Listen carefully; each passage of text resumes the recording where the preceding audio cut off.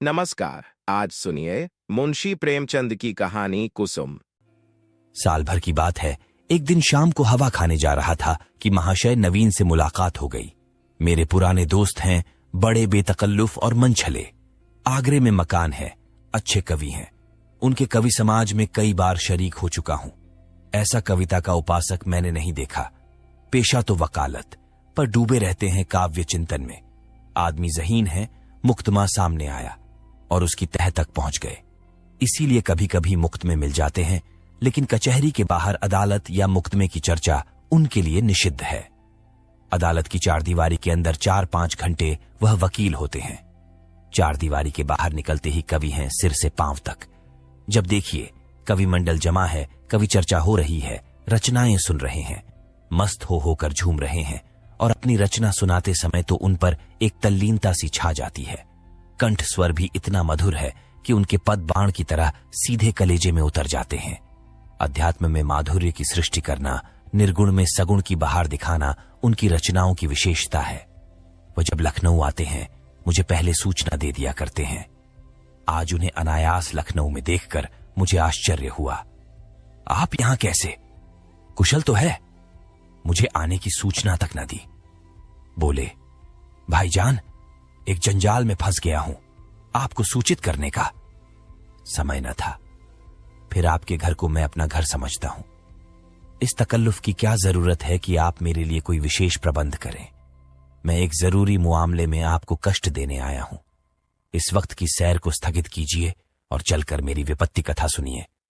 मैंने घबराकर कहा, आपने तो मुझे चिंता में डाल दिया। आप और विपत्ति कथा, मेरे तो प्राण सूखे जाते हैं।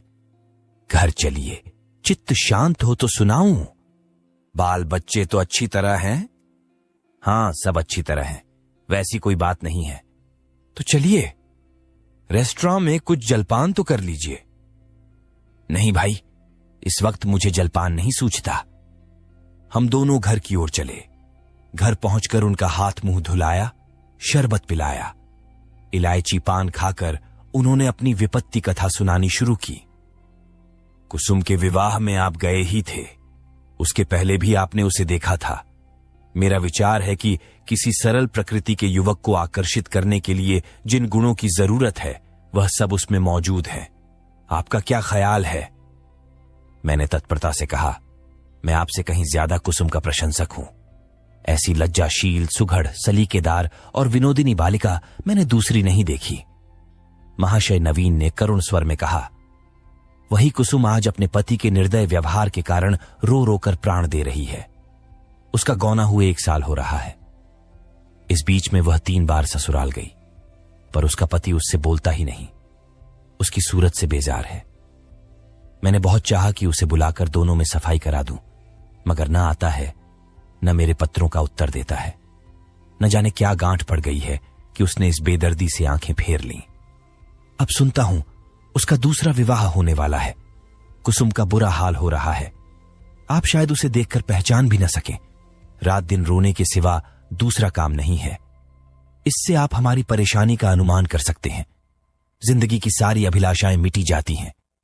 हमें ईश्वर ने पुत्र न दिया, पर हम अपनी कुसुम को पाकर संतुष्ट थे और अपने भाग्य को धान्य मानते थे। उसे कितने लाड़ प्यार से पाला, कभी उसे फूल की छड़ी से भी न छुआ। उसकी शिक्षा दीक्षा में कोई बात उठा न रखी। उसने BA नहीं पास किया, लेकिन विचारों की प्रौढ़ता और ज्ञान विस्तार में किसी ऊंचे दर्जे की शिक्षित महिला से कम नहीं। आपने उसके लेख देखे हैं। मेरा ख्याल है बहुत कम देवियां वैसे लेख लिख सकती हैं। समाज, धर्म, नीति सभी विषयों में उसके विचार बड़े परिष्कृत हैं। बहस करने में तो वह इतनी पटु है कि मुझे आश्चर्य होता है। गृह प्रबंध में इतनी कुशल कि मेरे घर का प्राय सारा प्रबंध उसी के हाथ में था। किंतु पति की दृष्टि में वह पांव की धूल के बराबर भी नहीं। बार बार पूछता हूं, तूने उसे कुछ कह दिया है या क्या बात है? आखिर वह क्यों तुझसे इतना उदासीन है? इसके जवाब में रोकर यही कहती है, मुझसे तो उन्होंने कभी कोई बातचीत ही नहीं की। मेरा विचार है कि पहले ही दिन दोनों में कुछ मनमुटाव हो गया। वह कुसुम के पास आया होगा और उससे कुछ पूछा होगा। उसने मारे शर्म के जवाब न दिया होगा। संभव है उससे 2-4 बातें और भी की हों। कुसुम ने सिर न उठाया होगा। आप जानते ही हैं कि कितनी शर्मीली है। बस पतिदेव रूठ गए होंगे। मैं तो कल्पना ही नहीं कर सकता कि कुसुम जैसी बालिका से कोई पुरुष उदासीन रह सकता है, लेकिन दुर्भाग्य को कोई क्या करे। दुखिया ने पति के नाम कई पत्र लिखे, पर उस निर्दयी ने एक का भी जवाब न दिया। सारी चिट्ठियां लौटा दी। मेरी समझ में नहीं आता कि उस पाषाण हृदय को कैसे पिघलाऊं।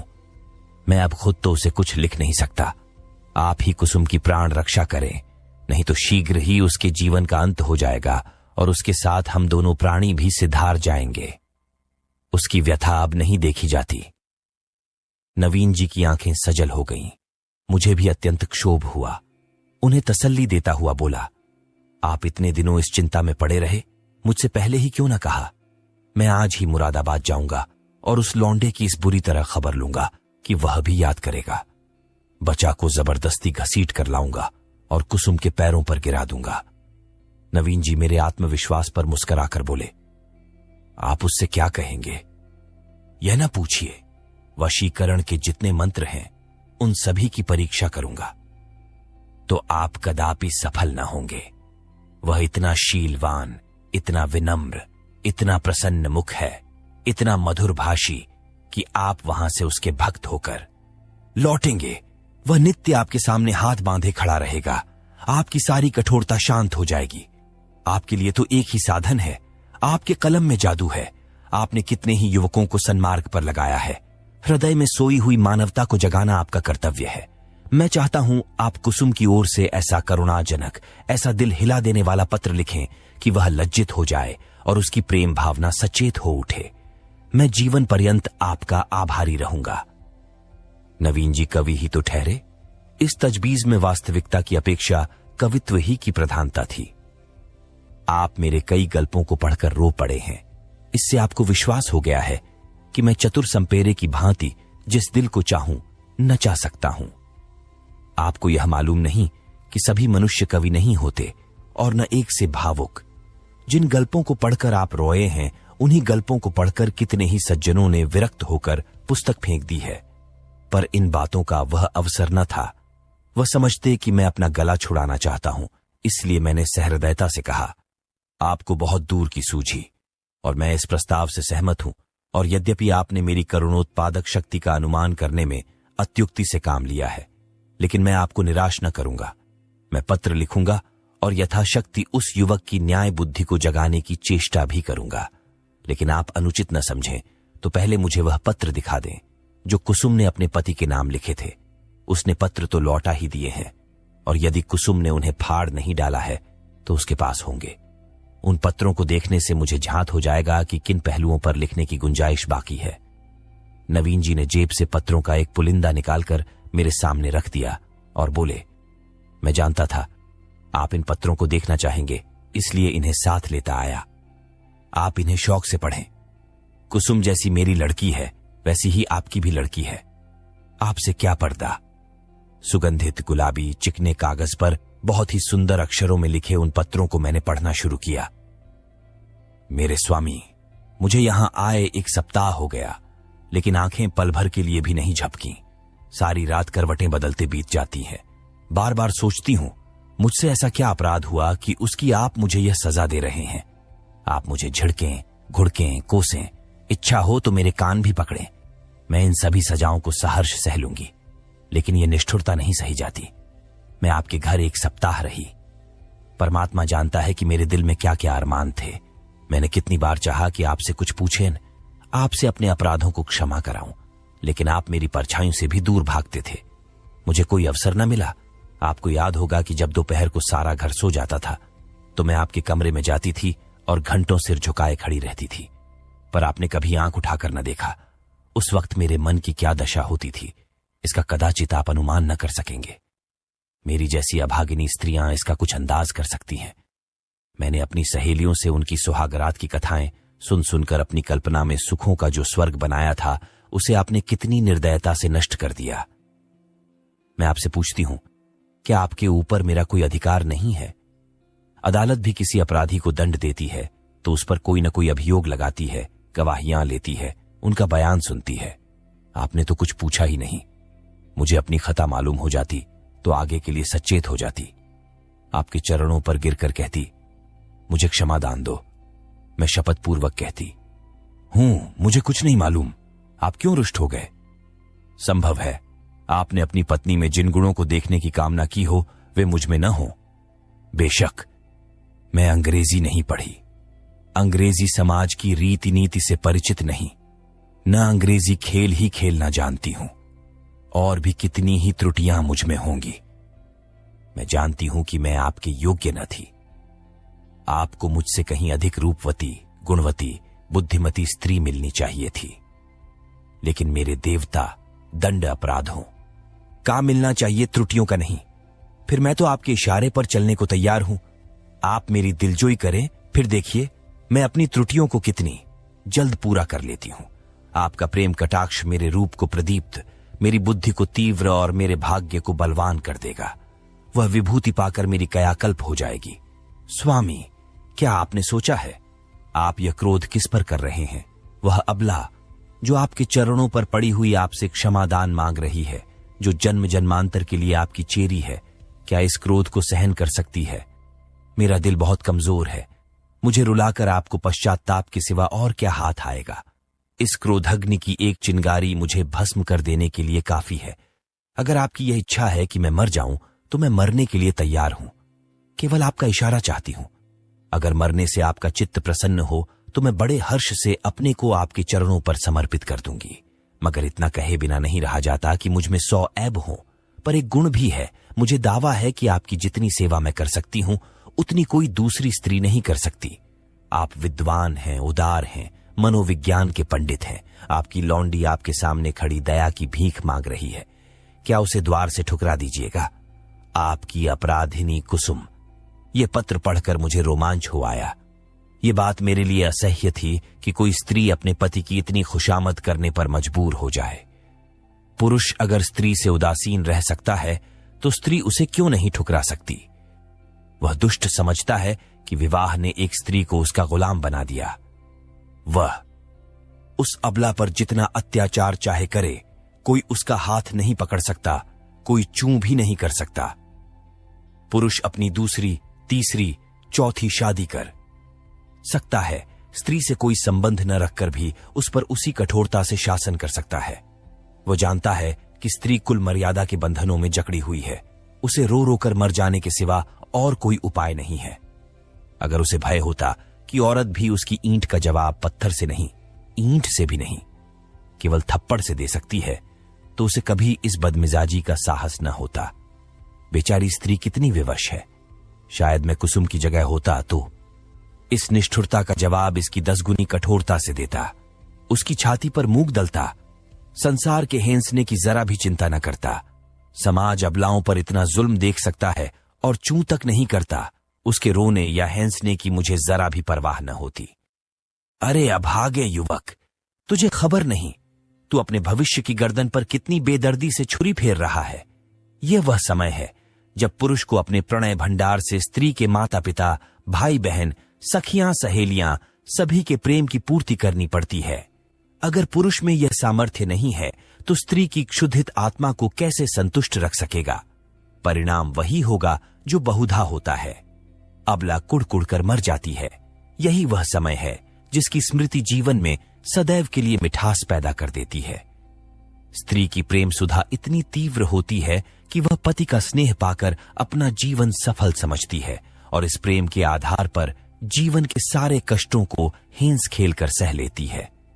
यही वह समय है जब हृदय में प्रेम का बसंत आता है और उसमें नई नई आशा कोंपलें निकलने लगती हैं। ऐसा कौन निर्दयी है जो इस ऋतु में उस वृक्ष पर कुल्हाड़ी चलाएगा? यही वह समय है जब शिकारी किसी पक्षी को उसके बसेरे से लाकर पिंजरे में बंद कर देता है। क्या वह उसकी गर्दन पर छुरी चलाकर उसका मधुर गान सुनने की आशा रखता है? मैंने दूसरा पत्र पढ़ना शुरू किया। मेरे जीवन धान। 2 सप्ताह जवाब की प्रतीक्षा करने के बाद आज फिर यही उल्लाहना देने बैठी हूं। जब मैंने वह पत्र लिखा था तो मेरा मन गवाही दे रहा था कि उसका उत्तर जरूर आएगा। आशा के विरुद्ध आशा लगाए हुए थी। मेरा मन अब भी इसे स्वीकार नहीं करता कि जानबूझकर उसका उत्तर नहीं दिया।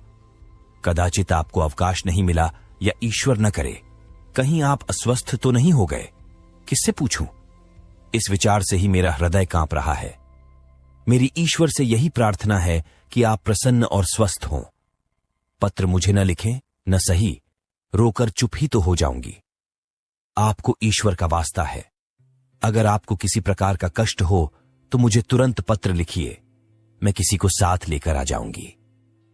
मर्यादा और परिपाटी के बंधनों से मेरा जी घबराता है। ऐसी दशा में भी यदि आप मुझे अपनी सेवा से वंचित रखते हैं तो आप मुझसे मेरा वह अधिकार छीन रहे हैं जो मेरे जीवन की सबसे मूल्यवान वस्तु है। मैं आपसे और कुछ नहीं मांगती। आप मुझे मोटे से मोटा खिलाइए, मोटे से मोटा पहनाइए, मुझे जरा भी शिकायत न होगी। मैं आपके साथ गौर से घोर विपत्ति में भी प्रसन्न रहूंगी। मुझे आभूषणों की लालसा नहीं, महल में रहने की लालसा नहीं, सैर तमाशे की लालसा नहीं, धान बटोरने की लालसा नहीं। मेरे जीवन का उद्देश्य केवल आपकी सेवा करना है, यही उसका ध्येय है। मेरे लिए दुनिया में कोई देवता नहीं, कोई गुरु नहीं, कोई हाकिम नहीं। मेरे देवता आप हैं, मेरे राजा आप हैं। मुझे अपने चरणों से न हटाइए, मुझे ठुकराइए नहीं। मैं सेवा और प्रेम के फूल लिए, कर्तव्य और व्रत की भेंट अंचल में सजाए आपकी सेवा में आई हूं। मुझे इस भेंट को, इन फूलों को अपने चरणों पर रखने दीजिए। उपासक का काम तो पूजा करना है। देवता उसकी पूजा स्वीकार करता है या नहीं, यह सोचना उसका धर्म नहीं। मेरे सिरताज, शायद आपको पता नहीं आजकल मेरी क्या दशा है। यदि मालूम होता तो आप इस निष्ठुरता का व्यवहार न करते। आप पुरुष हैं, आपके हृदय में दया है, सहानुभूति है, उदारता है। मैं विश्वास नहीं कर सकती कि आप मुझ जैसी नाचीज पर क्रोध कर सकते हैं। मैं आपकी दया के योग्य हूं। कितनी दुर्बल, कितनी अपंग, कितनी बेजबान। आप सूर्य हैं, मैं अणु हूं। आप अग्नि हैं, मैं तृण हूं। आप राजा हैं, मैं भिखारिन हूं। क्रोध तो बराबर वालों पर करना चाहिए। मैं भला आपके क्रोध का आघात कैसे सह सकती हूं? अगर आप समझते हैं कि मैं आपकी सेवा के योग्य नहीं हूं तो मुझे अपने हाथों से विष का प्याला दे दीजिए। मैं उसे सुधा समझकर सिर और आंखों से लगाऊंगी और आंखें बंद करके पी जाऊंगी। जब जीवन आपकी भेंट हो गया तो आप मारें या जिलाएं, ये आपकी इच्छा है। मुझे यही संतोष काफी है कि मेरी मृत्यु से आप निश्चिंत हो गए। मैं तो इतना ही जानती हूं कि मैं आपकी हूं और सदैव आपकी रहूंगी, इस जीवन में ही नहीं बल्कि अनंत तक। अभागिनी कुसुम। यह पत्र पढ़कर मुझे कुसुम पर भी झुंझलाहट आने लगी और उस लौंडे से घृणा हो गई। माना, तुम स्त्री हो, आजकल के प्रथानुसार पुरुष को तुम्हारे ऊपर हर तरह का अधिकार है, लेकिन नम्रता की भी तो कोई सीमा होती है। तो उसे भी चाहिए कि उसकी बात न पूछे। स्त्रियों को धर्म और त्याग का पाठ पढ़ा पढ़ाकर हमने उनके आत्मसम्मान और आत्मविश्वास दोनों ही का अंत कर दिया। अगर पुरुष स्त्री का मोहताज नहीं तो स्त्री भी पुरुष की मोहताज क्यों है? ईश्वर ने पुरुष को हाथ दिए हैं तो क्या स्त्री को उससे वंचित रखा है? पुरुष के पास बुद्धि है तो क्या स्त्री अबोधा है? इसी नम्रता ने तो मर्दों का मिजाज आसमान पर पहुंचा दिया। पुरुष रूठ गया तो स्त्री के लिए मानो प्रलय आ गया। मैं तो समझता हूं कुसुम नहीं, उसका अभागा पति ही दया के योग्य है, जो कुसुम जैसी स्त्री की कद्र नहीं कर सकता। मुझे ऐसा संदेह होने लगा कि इस लौंडे ने कोई दूसरा रोग पाल रखा है, किसी शिकारी के रंगीन जाल में फंसा हुआ है। खैर, मैंने तीसरा पत्र खोला। प्रियतम, अब मुझे मालूम हो गया कि मेरी जिंदगी निरुद्देश्य है। जिस फूल को देखने वाला, चुनने वाला कोई नहीं, वह खिले तो क्यों? क्या इसीलिए कि मुरझाकर जमीन पर गिर पड़े और पैरों से कुचल दिया जाए? मैं आपके घर में 1 महीना रहकर दोबारा आई हूं। ससुर जी ही ने मुझे बुलाया, ससुर जी ही ने मुझे विदा कर दिया। इतने दिनों में आपने एक बार भी मुझे दर्शन न दिए। आप दिन में 20 ही बार घर में आते थे, अपने भाई बहनों से हेनस्ते बोलते थे या मित्रों के साथ सैर तमाशे देखते थे, लेकिन मेरे पास आने की आपने कसम खा ली थी। मैंने कितनी बार आपके पास संदेश भेजे, कितना अनुनय विनय किया, कितनी बार बेशर्मी करके आपके कमरे में गई, लेकिन आपने कभी मुझे आंख उठाकर भी न देखा। मैं तो कल्पना ही नहीं कर सकती कि कोई प्राणी इतना हृदयहीन हो सकता है। प्रेम के योग्य नहीं, विश्वास के योग्य नहीं, सेवा करने के भी योग्य नहीं, तो क्या दया के भी योग्य नहीं। मैंने उस दिन कितनी मेहनत और प्रेम से आपके लिए रसगुल्ले बनाए थे, आपने उन्हें हाथ से छुआ भी नहीं। जब आप मुझसे इतने विरक्त हैं तो मेरी समझ में नहीं आता कि जीकर क्या करूं। न जाने यह कौन सी आशा है जो मुझे जीवित रखे हुए है। क्या अंधेर है कि आप सजा तो देते हैं पर अपराध नहीं बतलाते, यह कौन सी नीति है? आपको ज्ञात है, इस एक मास में मैंने मुश्किल से 10 दिन आपके घर में भोजन किया होगा। मैं इतनी कमजोर हो गई हूं कि चलती हूं तो आंखों के सामने अंधेरा छा जाता है। आंखों में जैसे ज्योति ही नहीं रही, हृदय में मानो रक्त का संचालन ही नहीं रहा। खैर, सता लीजिए जितना जी चाहे, इस अनीति का अंत भी एक दिन हो ही जाएगा। अब तो मृत्यु ही पर सारी आशाएं टिकी हुई हैं। अब मुझे प्रतीत हो रहा है कि मेरे मरने की खबर पाकर आप उछलेंगे और हल्की सौस लेंगे। आपकी आंखों से आंसू की एक बूंद भी न गिरेगी। पर यह आपका दोष नहीं, मेरा दुर्भाग्य है। उस जन्म में मैंने कोई बहुत बड़ा पाप किया था। मैं चाहती हूं मैं भी आपकी परवाह न करूं, आप ही की भांति आपसे आंखें फेर लूं, मुंह फेर लूं, दिल फेर लूं। लेकिन न जाने क्यों मुझ में वह शक्ति नहीं है। क्या लता वृक्ष की भांति खड़ी रह सकती है? वृक्ष के लिए किसी सहारे की जरूरत नहीं। लता वह शक्ति कहां से लाए? वह तो वृक्ष से लिपटने के लिए पैदा की गई है। उसे वृक्ष से अलग कर दो और वह सूख जाएगी। मैं आपसे पृथक अपने अस्तित्व की कल्पना ही नहीं कर सकती। मेरे जीवन की हर एक गति, प्रत्येक विचार, प्रत्येक कामना में आप मौजूद होते हैं। मेरा जीवन वह वृत्त है जिसके केंद्र आप हैं। मैं वह हार हूं जिसके प्रत्येक फूल में आप धागे की भांति गुस्से हैं। उस धागे के बगैर हार के फूल बिखर जाएंगे और धूल में मिल जाएंगे। मेरी एक सहेली है शन्नो, उसका इस साल पाणी ग्रहण हो गया है। उसका पति जब ससुराल आता है, शन्नो के पांव जमीन पर नहीं पड़ते। दिन भर में न जाने कितने रूप बदलती है। मुख कमल खिल जाता है, उल्लास संभाले नहीं संभलता। उसे बिखेरती लुटाती चलती है। हम जैसे अभागों के लिए जब आकर मेरे गले से लिपट जाती है तो हर्ष और उन्माद की वर्षा से जैसे मैं लथपथ हो जाती हूं। दोनों अनुराग से मतवाले हो रहे हैं। उनके पास धन नहीं है, जायदाद नहीं है, मगर अपनी दरिद्रता में ही मग्न है। इस अखंड प्रेम का एक क्षण, उसकी तुलना में संसार की कौन सी वस्तु रखी जा सकती है? मैं जानती ही यैन, यह रंगरेलियां और बेफिक्रियां बहुत दिन न रहेंगी। जीवन की चिंताएं और दुराशाएं उन्हें भी परास्त कर देंगी, लेकिन ये मधुर स्मृतियां संचित धान की भांति अंत तक उन्हें सहारा देती रहेंगी। प्रेम में भीगी हुई सूखी रोटियां, प्रेम में रंगे हुए मोटे कपड़े और प्रेम के प्रकाश से आलोकित छोटी सी कोठरी, अपनी इस विपन्नता में भी वह स्वाद, वह शोभा और वह विश्राम रखती है जो शायद देवताओं को स्वर्ग में भी नसीब नहीं।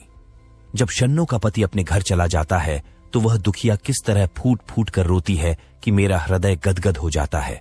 उसके पत्र आ जाते हैं तो मानो उसे कोई विभूति मिल जाती है। उसके रोने में भी, उसकी विफलताओं में भी, उसके उपालंभों में भी एक स्वाद है, एक रस है। उसके आंसू व्यग्रता और विह्वलता के हैं, मेरे आंसू निराशा और दुख के। उसकी व्याकुलता में प्रतीक्षा और उल्लास है, मेरी व्याकुलता में दैन्य और परवशता। उसके उपालंभ में अधिकार और ममता है, मेरे उपालंभ में भग्नता और रुदन। पत्र लंबा हुआ जाता है और दिल का बोझ हल्का नहीं होता। भयंकर गर्मी पड़ रही है। दादा मुझे मसूरी ले जाने का विचार कर रहे हैं। मेरी दुर्बलता से उन्हें टीबी का संदेह हो रहा है। वह नहीं जानते कि मेरे लिए मसूरी नहीं, स्वर्ग भी कालकोठरी है। अभागिन, कुसुम, मेरे पत्थर के देवता कल मसूरी से लौट आई। लोग कहते हैं बड़ा स्वास्थ्यवर्धक और रमणीक स्थान है। मैं तो एक दिन भी कमरे से नहीं निकली। भग्न हृदयों के लिए संसार सूना है। मैंने रात एक बड़े मजे का सपना देखा। बतलाऊं, पर क्या फायदा? न जाने क्यों मैं अब भी मौत से डरती हूं। आशा का कच्चा धागा मुझे अब भी जीवन से बांधे हुए है। जीवन उद्यान के द्वार पर जाकर बिना सैर किए लौट आना कितना हसरतनाक है। अंदर क्या सुषमा है, क्या आनंद है। मेरे लिए वह द्वार ही बंद है। कितनी अभिलाषाओं से विहार का आनंद उठाने चली थी, कितनी तैयारियों से, पर मेरे पहुंचते ही द्वार बंद हो गया है।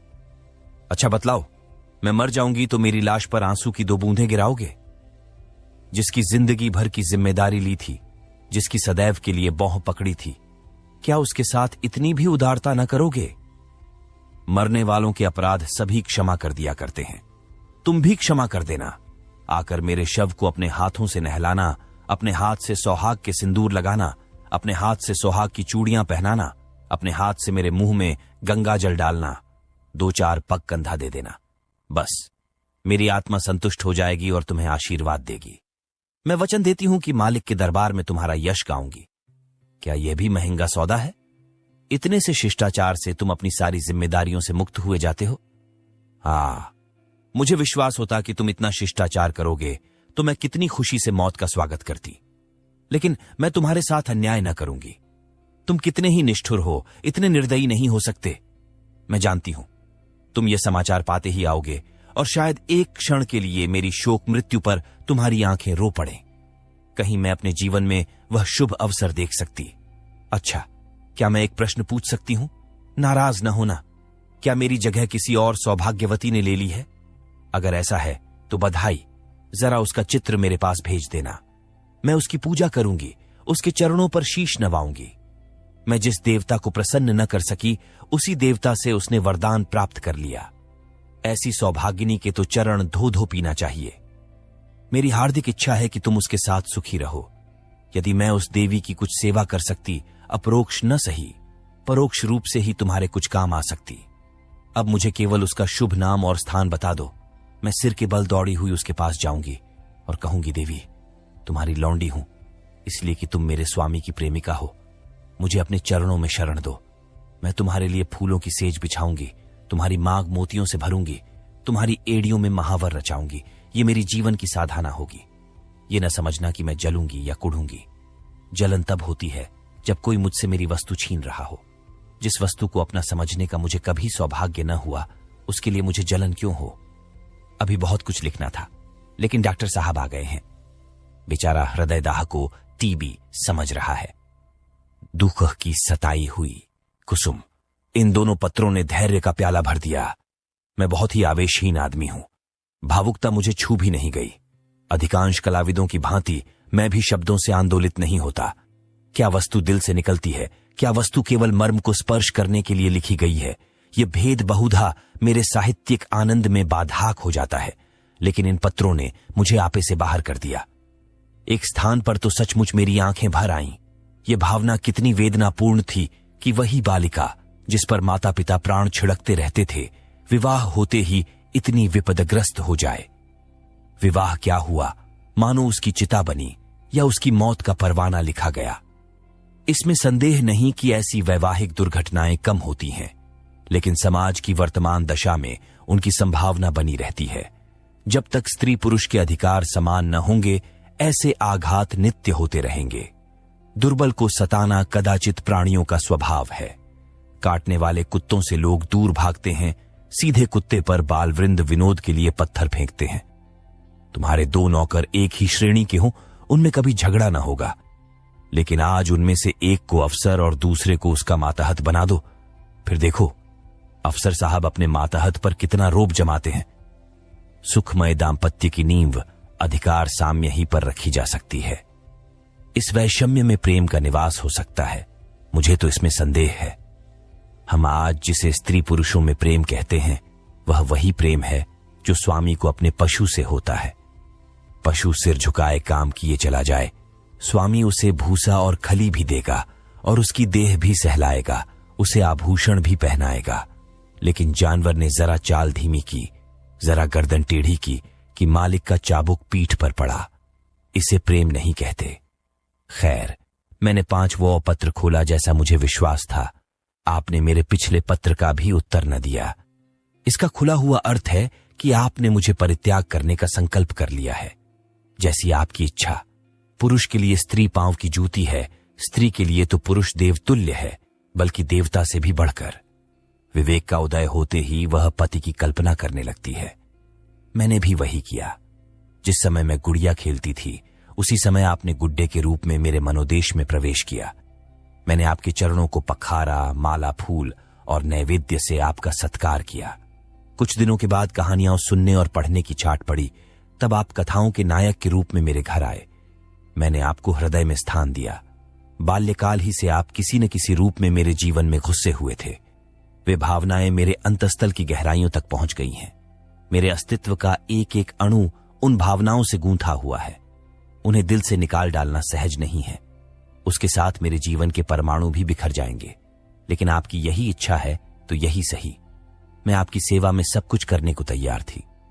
अभाव और विपन्नता का तो कहना ही क्या, मैं तो अपने को मिटा देने को भी राजी थी। आपकी सेवा में मिट जाना ही मेरे जीवन का उद्देश्य था। मैंने लज्जा और संकोच का परित्याग किया, आत्मसम्मान को पैरों से कुचला, लेकिन आप मुझे स्वीकार नहीं करना चाहते। मजबूर हूं, आपका कोई दोष नहीं। अवश्य मुझसे कोई ऐसी बात हो गई है जिसने आपको इतना कठोर बना दिया है। आप उसे जबान पर लाना भी उचित नहीं समझते। मैं इस निष्ठुरता के सिवा और हर एक सजा झेलने को तैयार थी। आपके हाथ से जहर का प्याला लेकर पी जाने में मुझे विलंब न होता, किंतु विधि की गति निराली है। मुझे पहले इस सत्य के स्वीकार करने में बाधा थी कि स्त्री पुरुष की दासी है। मैं उसे पुरुष की सहचरी, अर्धांगिनी समझती थी, पर अब मेरी आंखें खुल गईं। मैंने कई दिन हुए एक पुस्तक में पढ़ा था कि आदिकाल में स्त्री पुरुष की उसी तरह संपत्ति थी जैसा गाय बैल या खेत बारी। पुरुष को अधिकार था स्त्री को बेचे, गिरोह रखे या मार डाले। विवाह की प्रथा उस समय केवल यह थी कि वर पक्ष अपने सूर सामंतों को लेकर सशस्त्र आता था, कन्या को उड़ा ले जाता था। कन्या के साथ कन्या के घर में रुपया पैसा, अनाज या पशु जो कुछ उसके हाथ लग जाता था उसे भी उठा ले जाता था। वह स्त्री को अपने घर ले जाकर उसके पैरों में बेड़ियां डालकर घर के अंदर बंद कर देता था। उसके आत्मसम्मान के भावों को मिटाने के लिए यह उपदेश दिया जाता था कि पुरुष ही उसका देवता है, सुहाग स्त्री की सबसे बड़ी विभूति है। आज कई हजार वर्षों के बीतने पर पुरुष के उस मनोभाव में कोई परिवर्तन नहीं हुआ। पुरानी सभी प्रथाएं कुछ विकृत या संस्कृत रूप में मौजूद हैं। आज मुझे मालूम हुआ कि उस लेखक ने स्त्री समाज की दशा का कितना सुंदर निरूपण किया था। अब आपसे मेरा सविनय अनुरोध है, और यही अंतिम अनुरोध है कि आप मेरे पत्रों को लौटा दें। आपके दिए हुए गहने और कपड़े अब मेरे किसी काम के नहीं। इन्हें अपने पास रखने का मुझे कोई अधिकार नहीं। आप जिस समय चाहें वापस मंगवा लें। मैंने उन्हें एक पेटारी में बंद करके अलग रख दिया है। उसकी सूची भी वहीं रखी हुई है, मिला लीजिएगा। आज से आप मेरी जबान या कलम से कोई शिकायत न सुनेंगे। इस भ्रम को भूलकर भी दिल में स्थान न दीजिएगा कि मैं आपसे बेवफाई या विश्वासघात करूंगी। मैं इसी घर में कुड़ कुड़ कर मर जाऊंगी, पर आपकी ओर से मेरा मन कभी मैला न होगा। मैं जिस जलवायु में पली हूं उसका मूल तत्व है पति में श्रद्धा। ईर्ष्या या जलन भी उस भावना को मेरे दिल से नहीं निकाल सकती। मैं आपकी कुल मर्यादा की रक्षिका हूं। उस अमानत में जीते जी खनायत न करूंगी। अगर मेरे बस में होता तो मैं उसे भी वापस कर देती, लेकिन यहां मैं भी मजबूर हूं और आप भी मजबूर हैं। मेरी ईश्वर से यही विनती है कि आप जहां रहें कुशल से रहें। जीवन में मुझे सबसे कटु अनुभव जो हुआ वह यही है कि नारी जीवन अधम है अपने लिए, अपने माता पिता के लिए, अपने पति के लिए। उसकी कदर न माता के घर में है न पति के घर में। मेरा घर शोकागार बना हुआ है। अम्मा रो रही हैं, दादा रो रहे हैं, कुटुंब के लोग रो रहे हैं। एक मेरी जात से लोगों को कितनी मानसिक वेदना हो रही है। कदाचित वे सोचते होंगे ये कन्या कुल में न आती तो अच्छा होता। मगर सारी दुनिया एक तरफ हो जाए, आपके ऊपर विजय नहीं पा सकती। आप मेरे प्रभु हैं। आपका फैसला अटल है। उसकी कहीं अपील नहीं, कहीं फरियाद नहीं। खैर, आज से यह कांड समाप्त हुआ। अब मैं हूं और मेरा दलित भग्न हृदय। हसरत यही है कि आपकी कुछ सेवा न कर सकी। अभागिनी, कुसुम, मालूम नहीं मैं कितनी देर तक मूक वेदना की दशा में बैठा रहा कि महाशय नवीन बोले, आपने इन पत्रों को पढ़कर क्या निश्चय किया? मैंने रोते हुए हृदय से कहा, अगर इन पत्रों ने उस नर पिशाच के दिल पर कोई असर न किया तो मेरा पत्र भला क्या असर करेगा? इससे अधिक करुणा और वेदना मेरी शक्ति के बाहर है। ऐसा कौन सा धार्मिक भाव है जिसे इन पत्रों में स्पर्श न किया गया हो? दया, लज्जा, तिरस्कार, न्याय, मेरे विचार में तो कुसुम ने कोई पहलू नहीं छोड़ा। मेरे लिए अब यही अंतिम उपाय है कि उस शैतान के सिर पर सवार हो जाऊं और उससे मुंह दर मुंह बातें करके इस समस्या की तह तक पहुंचने की चेष्टा करूं। अगर उसने मुझे कोई संतोषप्रद उत्तर न दिया तो मैं उसका और अपना खून एक कर दूंगा। या तो मुझी को फांसी होगी या वही काले पानी जाएगा।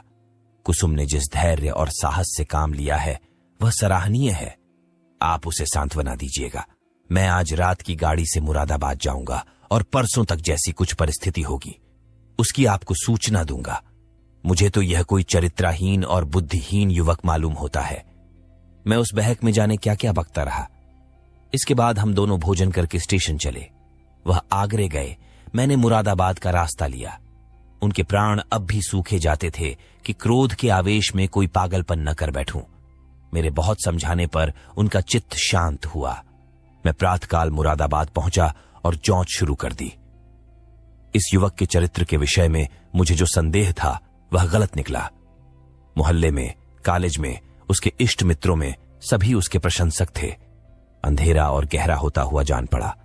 संध्या समय मैं उसके घर जा पहुंचा। जिस निष्कपट भाव से वह दौड़कर मेरे पैरों पर झुका वह मैं नहीं भूल सकता। ऐसा वाक्चतुर, ऐसा सुशील और विनीत युवक मैंने नहीं देखा। बाहर और भीतर में इतना आकाश पाताल का अंतर मैंने कभी न देखा था।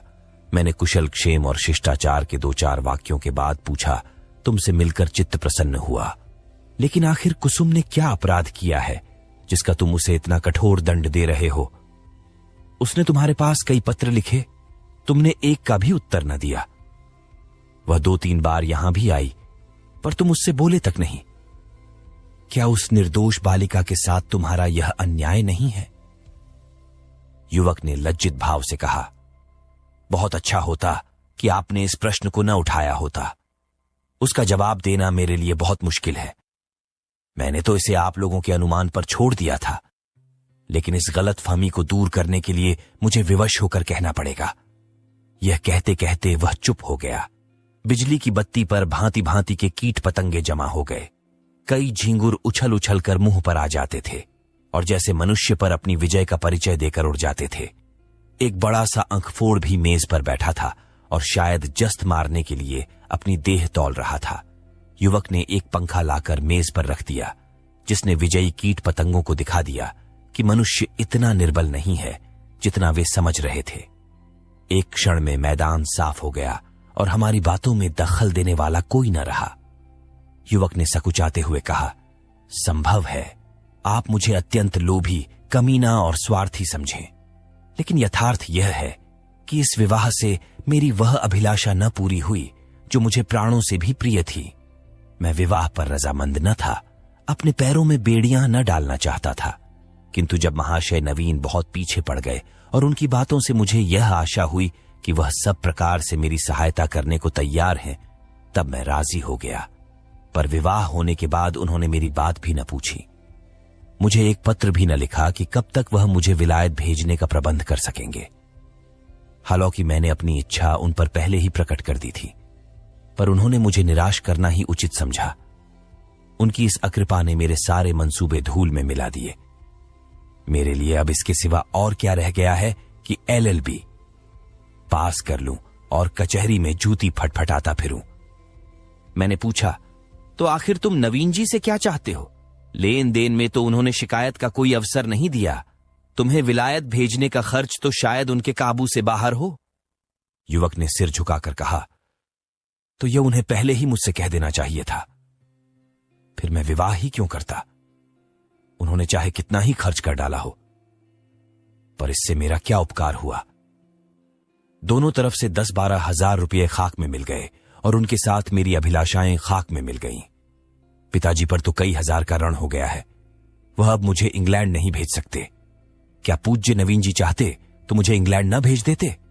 उनके लिए 10-5 हजार की कोई हकीकत नहीं। मैं सन्नाटे में आ गया।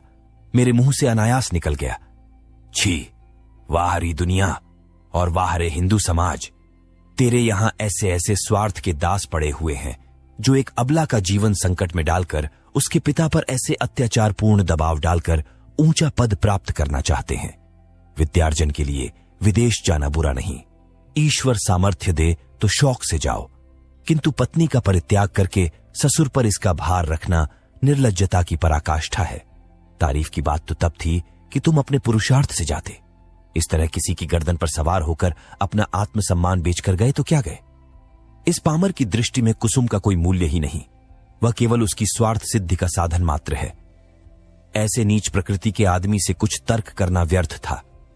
परिस्थिति ने हमारी चुटियां उसके हाथ में रखी थी और हमें उसके चरणों पर सिर झुकाने के सिवाय और कोई उपाय न था। दूसरी गाड़ी से मैं आगरे जा पहुंचा और नवीन जी से यह वृत्तांत कहा। उन बेचारे को क्या मालूम था कि यहां सारी जिम्मेदारी उन्हीं के सिर डाल दी गई है। यद्यपि इस मंदी ने उनकी वकालत भी ठंडी कर रखी है और वह 10-5 हजार का खर्च सुगमता से नहीं उठा सकते, लेकिन इस युवक ने उनसे इसका संकेत भी किया होता तो वह अवश्य कोई न कोई उपाय करते।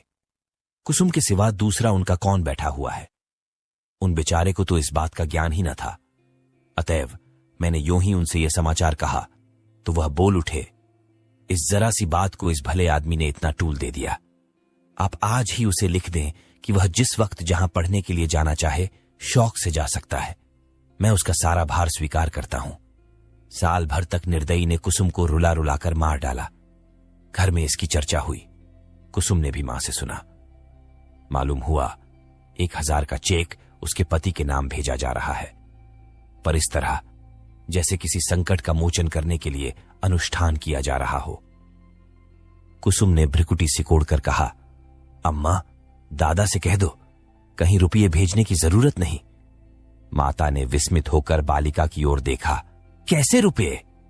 अच्छा, वह क्यों, इसमें क्या हर्ज है? लड़के का मन है तो विलायत जाकर पढ़े। हम क्यों रोकने लगे? यूं भी उसी का है, वो भी उसी का नाम है। हमें कौन छाती पर लाद कर ले जाना है? नहीं, आप दादा से कह दीजिए एक पाई ना भेजें। आखिर इसमें क्या बुराई है?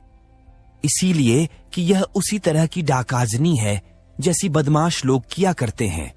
किसी आदमी को पकड़कर ले गए और उसके घर वालों से उसके मुक्तिधन के तौर पर अच्छी रकम ऐंठ ली।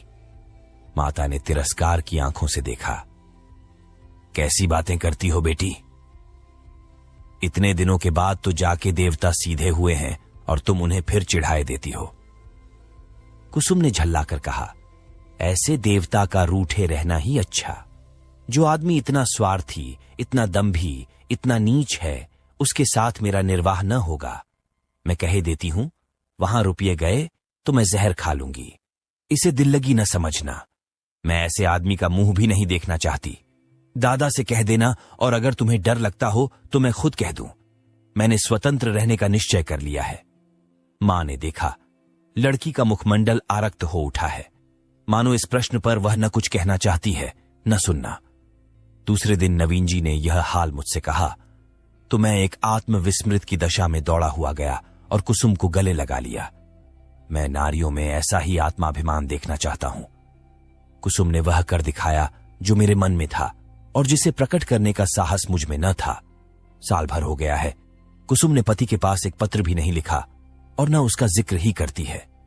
नवीन जी ने कई बार जमाई को मना लाने की इच्छा प्रकट की, पर कुसुम उसका नाम भी सुनना नहीं चाहती। उसमें स्वावलंबन की ऐसी दृढ़ता आ गई है कि आश्चर्य होता है। उसके मुख पर निराशा और वेदना के पीलेपन और तेजहीनता की जगह स्वाभिमान और स्वतंत्रता की लाली और तेजस्विता भासित हो गई है। आप सुन रहे थे मुंशी प्रेमचंद की लिखी कहानी कुसुम।